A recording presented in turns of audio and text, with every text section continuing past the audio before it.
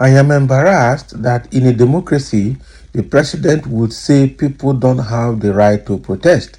Daily Momodu says. Daily Momodu is tackling this president these days. Oh. I'm telling you, because every well-meaning, educated Westerner or Southwest person in Nigeria would not want people like someone like Tinubu to represent him, because he is there for himself. He's not there for the people. Whatever he says is different from whatever he's doing. So he's not to be trusted, and that is it. In a recent statement, Dele Momodu, a well-known member of the People Democratic Party, has expressed strong opinions about President Bola Tinubu's administration and its handling of ongoing protests in Nigeria, as reported by Independent. Momodu, who is well known in Nigerian politics, shared his concerns about the government's actions during an interview on Thursday. Momodu criticized the current government, saying the level of desperation in the country is alarming. He expressed a disappointment in the way the administration has responded to the growing unrest. He believes that the government is showing signs of panic and is taking extreme measures that are not helping the situation. One of the major concerns is the president's stance on protest. Momodu found it embarrassing that in a democratic country, the president would suggest that citizens do not have the right to protest. He stated that the right to protest is fundamental in any democracy and should not be suppressed. Momodu also pointed out the contradiction in the government's message. Exactly.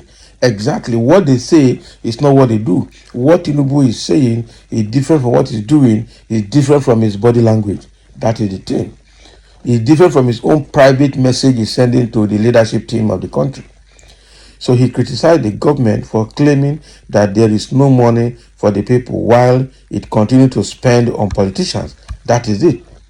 So he urged the president to take more important steps to address the country's challenges rather than focusing on reducing its entourage. The level of desperation is unprecedented in the country. So the president must come out, and it is not a question of when I am coming out, I will reduce my entourage to 20 people. No. When they say that we don't have money, but they have money for politicians, very bad. I am embarrassed that that in a democracy, the president will say people don't have the right to protest. I told the protesters clearly that I would protest because I have become a statesman and I am an old man. I started the struggle in 1978 at the University of Ife.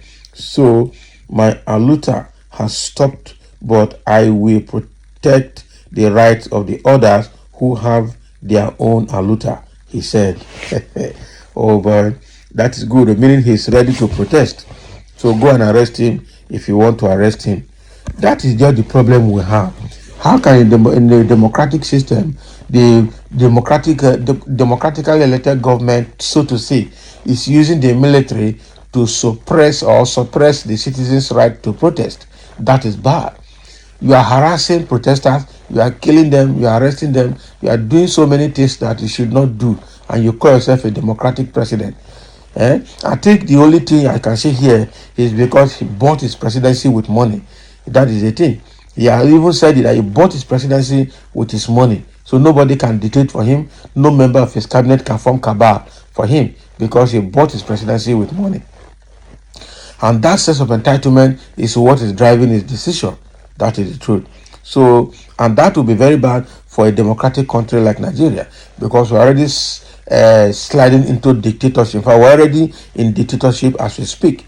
But we will see how long this will continue to help him. Even the so-called service chiefs, the army generals or the military generals that are supporting him, because he's funding them, we will see that when the action comes, we see how many of the generals that will stand the challenge when it arises. Because all those generals have become political generals. That is what we know. So, And you say the country does not have money to do what they want to do, but you have money to buy yachts, you have money to buy new presidential jet, you have money to share among politicians, and you say you don't have money. It's not enough to say you want to reduce the size of your entourage. What is the size of your cabinet? That is the question. The entourage is one, cabinet is another. Okay, the priorities, the government priority is another. How you solve the problem? You leave basic economic issues, and then you'll be giving palliative bags of rice, 5,000. That is not how to rule government. That is Agbero way of doing things in the motor park. That is not the constitutional approach to solving economic problems. If you say you have economic team, you should sit with them and discuss and let them honestly tell you what you have to do. I don't understand this kind of government. Government of Agboro, fight by the Agboro and for the Agboros. Dele Momodu wants to buy his way to the corridor of power by starting with damaging the government so that he will be called to come and contribute. But he forgot that in politics, he's a paperweight and doesn't have value. I'm telling you, think of what people are saying. Elder Ware, I just hope it is in Edo, not Nigeria. You are a frustrated publisher of all times, and it seems you have to be clouded your reasoning. Can you imagine? Dele Momodu, who said people cannot demonstrate or protest. Your contribution is noted. Dele Momodu is a liar and frustrated publisher. Can you imagine? The president never said people should not protest. He even emphasized that protest is the people's right. Can you imagine? Now, the one I say is that what president is saying is different from what he's doing. If you say people have the right to protest, why then are you using the military to deal with them? I understand the other part, that there are some wrong protesters who are beginning to destroy properties. No protester is allowed to destroy government properties, public properties, because it is the people's taxpayers' money that is used to do those things. So any protester that resort to damaging properties should actually be arrested and be called to order. Peaceful protest is what we're talking about, not a protest where you burn other people's vehicles, you destroy government facilities and public facilities. We don't want that. Okay? That is not the best way the government will hear you. Find other better ways to protest. I was expecting that protesters, in conjunction with the labor unions, will just withdraw their services to the country and go home, so that then the government will know that people are angry. That is it. By then you withdraw all your services, shut down all parastatals, everybody go home, they know that it's a serious matter, not being on the street and destroying government properties. Even in the United Kingdom, where protest is going on because of racism right now, they have arrested so many people and some are already being sent to jail for destroying government properties and they're threatening life. That is it. That is not protest, that is violence. Okay? And after the protest, have they been fed? How many of your children were killed after encouraging people to protest? People, I wonder if you would have been saying all these trash if it had been Atiku, your man that is ruling, because he also vowed to remove subsidy.